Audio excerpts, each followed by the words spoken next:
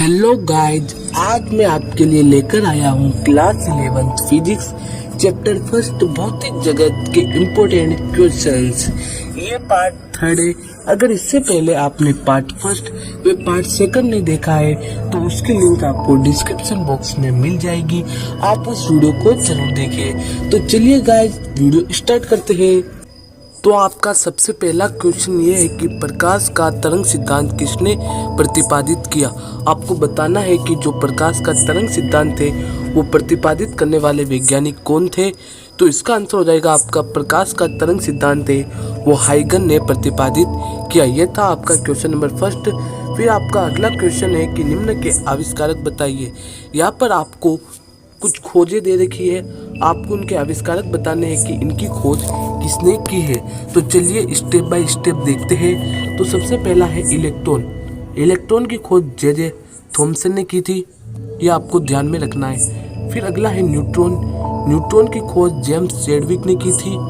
अगला है एक्स किरण। एक्स किरण की खोज WC रोंजन ने की थी, यह भी आपको याद रखना है। फिर अगला है रेडियो एक्टिवता। इसकी खोज है वो हेनरी बेकुरल ने की थी। विद्युत चुंबकीय तरंग है, उसकी खोज हेनरिक रुडोल्फ हर्ट्ज ने की थी। अगला है टेलीफोन। इसकी खोज ग्राहम बेल ने की थी। यहाँ पर आपको कुछ खोज दे रखी है, आपको उनके आविष्कार के बारे में बताना था कि इनकी खोज किसने की थी। फिर आपका प्रश्न संख्या 3 है कि नीचे दिए गए वैज्ञानिक तथा उनकी खोज को सही मिलान कीजिए। आपको यहाँ पर कुछ वैज्ञानिक और उनकी खोज दे रखी है, आपको क्या करना है, इनका सही मिलान करना है। इसका मतलब ये है कि कौन से वैज्ञानिक ने कौन सी खोज की है, आपको इनका सही मिलान करना है। तो सबसे पहला है नील्स बोर। तो जो हमारे नील्स बोर थे उसने परमाणु का सिद्धांत दिया था, तो हम नील्स बोर को परमाणु के सिद्धांत से मिला देंगे। हेनरी बेकुलर है, उसने रेडियो एक्टिवता की खोज की थी, तो हम हेनरी बेकुलर को रेडियो एक्टिवता से मिला लेंगे। जो हमारे फेराडे साहब थे उन्होंने विद्युत चुंबकीय प्रेरण का नियम दिया, तो हम फेराडे को विद्युत चुंबकीय प्रेरण का नियम से मिला लेंगे। जो हमारे आर्किमिडीज थे उन्होंने उत्प्लावकता का नियम दिया, तो हम उसे उत्प्लावकता का नियम से मिला लेंगे। फिर जो हमारे गैलीलियो थे उन्होंने जड़त्व का सिद्धांत दिया, तो हम इसे जड़त्व के सिद्धांत से मिला लेंगे। अब हम देखते हैं अगला वैज्ञानिक हमारा है पाउली। जो हमारे पाउली साहब थे उन्होंने क्या किया, अपवर्जन का सिद्धांत दिया, तो हम पाउली को अपवर्जन के सिद्धांत से मिला लेंगे। जो हमारे अल्बर्ट आइंस्टाइन थे उसने प्रकाश का क्वांटम सिद्धांत दिया, तो हम इसे प्रकाश का क्वांटम सिद्धांत है उससे मिला लेंगे। फिर अगला है हमारे मैक्सवेल।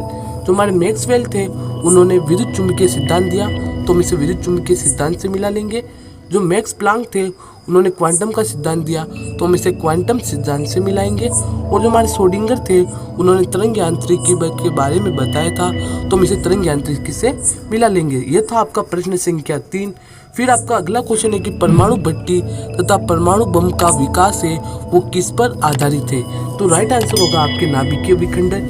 यह बहुत ही इंपॉर्टेंट क्वेश्चन है तथा आपकी बार आपके एग्जाम में ये क्वेश्चन आ सकता है। फिर आपका क्वेश्चन नंबर 5 है कि चिरसम्मत भौतिकी के अंतर्गत किसका अध्ययन किया जाता है। तो आपको बताने की जो चिरसम्मत भौतिकी है उसके अंदर हम किसका अध्ययन करते हैं। तो पहला है यांत्रिकी, दूसरा है उष्मागतिकी, तीसरा है तंत्रवय गतिकी, चौथा है प्रकाशिकी, पांचवा है विद्युत चुंबकत्व।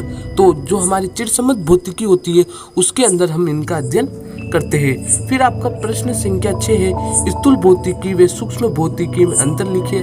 आपको स्थूल भौतिकी व सूक्ष्म भौतिकी के अंदर अंतर लिखना है, तो आपको स्थूल भौतिकी व सूक्ष्म भौतिकी लिख देना है। फिर आपको बीच में एक लाइन बना देनी। तो स्थूल भौतिकी के अंदर आपका पहला पॉइंट होगा कि इसमें पार्थिव तथा खगोलीय घटनाओं का अध्ययन किया जाता है। तो इसके अंदर हम लिखेंगे कि इसमें परमाणविक, आणविक और नाभिकीय घटनाओं का अध्ययन किया जाता है। दूसरा है कि यह चिरसम्मत यांत्रिकी के सिद्धांतों पर आधारित है। जो सूक्ष्म भौतिकी है वो क्वांटम यांत्रिकी के सिद्धांतों पर आधारित है।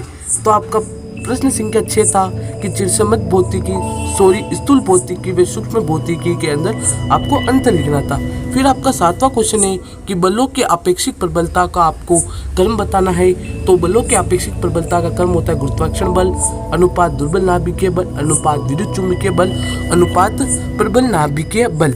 गुरुत्वाकर्षण बल Fg, दुर्बल नाभिकीय बल Fw, विद्युत चुंबकीय बल Fe और प्रबल नाभिकीय बल Fn, जिनका आ जाएगा 1:10⁻25, 1:10⁻36, 1:10�38। यह होता है बलों की आपेक्षिक प्रबलता का क्रम। फिर आपका प्रश्न संख्या 8 है कि ऊर्जा संरक्षण का नियम लिखें। ये मोस्ट इंपोर्टेंट क्वेश्चन है, आपको इसका आंसर ध्यान से सुनना है। तो ऊर्जा संरक्षण का नियम क्या होता है? हम ऊर्जा को न तो उत्पन्न किया जा सकता है, नहीं नष्ट, केवल एक रूप से दूसरे रूप में परिवर्तित किया जा सकता है। यही ऊर्जा संरक्षण का नियम है। फिर आपका 9वां क्वेश्चन है कि सूर्य केंद्रिका सिद्धांत किसने प्रतिपादित किया? जो सूर्य है उसके बारे में किसने बताया?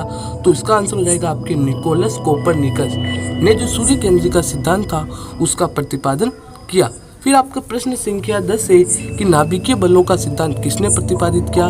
तो इसका राइट आंसर हो जाएगा आपके एच युकावा। तो इस तरीके से आपको ये 10 क्वेश्चन है, इन 10 क्वेश्चंस को अच्छे से तैयार करना है। तो आपको ये वीडियो कैसी लगी मुझे कमेंट बॉक्स में लिखकर जरूर बताएं, और ये वीडियो पसंद आई है तो इस वीडियो को लाइक करें, शेयर करें, और चैनल पर पहली बार हो तो चैनल को सब्सक्राइब करके बेल आइकन को प्रेस कर दीजिए, जिससे आपको आगे आने वाली सभी वीडियो की नोटिफिकेशन सबसे पहले मिले। तो चलिए मिलते हैं अगली वीडियो में, तब तक के लिए बाय बाय, जी।